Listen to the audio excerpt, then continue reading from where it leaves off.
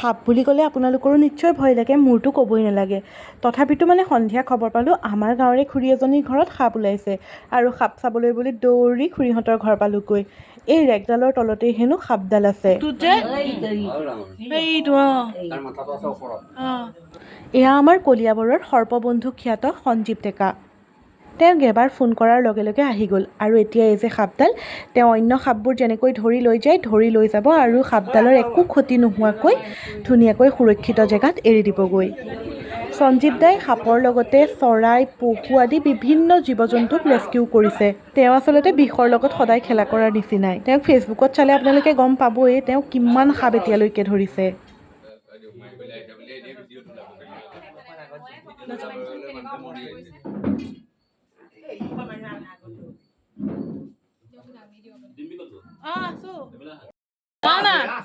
মই থাকিম কৃষ্ণ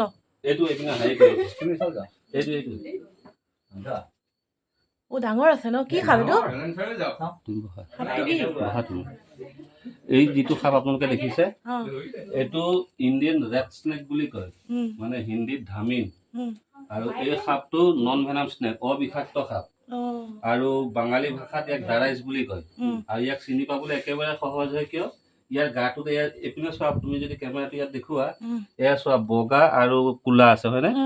এইটো আমাৰ যিটো মচুৱা গুম সাপৰ মানে এইটোৰ কালাৰ হয়। এইটো সম্পূৰ্ণ অবিষাক্ত। আৰু ই যে কয় বোলে নেজেৰে কোবাই, নেজত কাঁইট নাই, কাঁইট থাকে বুলি কয় ন, যে নেজেৰে কোবাই দিলে আমাৰ ভৰি গেলি যায় বা কাঁইট থাকে হুল বিন্ধি দিয়ে, সেইবিলাক একো নাই। আজি আপোনালোকৰ ওচৰত এই সাপটো ধৰি মই মানে দেখুৱাই দিম যে নেজত যে ইয়াৰ বিষ নাই। এইটো বাৰী ৰখীয়া বুলি যে কয়, এইটোকে কয় ন?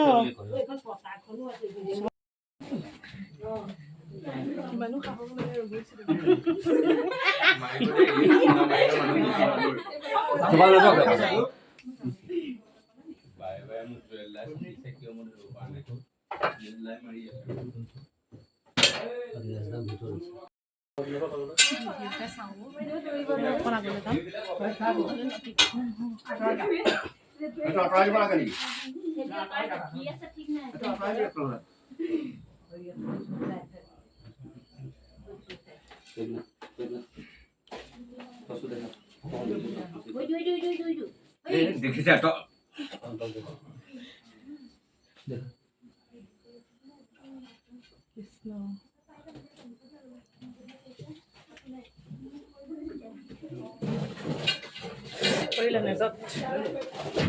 পটককে লৈ নাহিবচোন।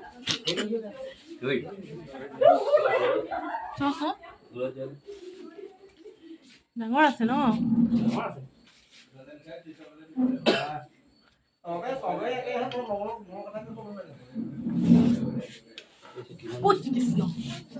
এডাল কেই নম্বৰডাল মান হ'ব আপোনাৰ সাপ ৰেস্কিউ কৰা এনেকে?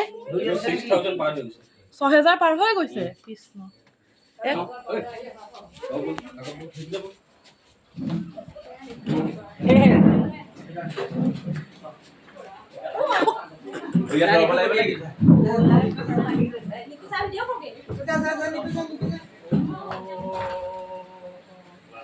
নহয় বাকৰা মুচৰা গো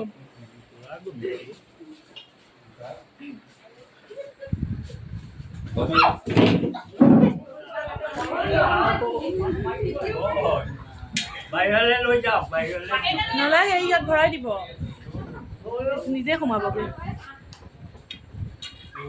আপোনালোকৰ ঘৰতো যদি কেতিয়াবা সাপ ওলায়, আমাৰ ঘৰতো ওলায় বাৰু মাজে মাজে, তেতিয়া মানে কেতিয়াও মাৰি পেলাব নালাগে। আমাৰ ইয়াত কলিয়াবৰততো আজিকালি সঞ্জীৱ দাকে সকলোৱে খবৰ দিয়ে।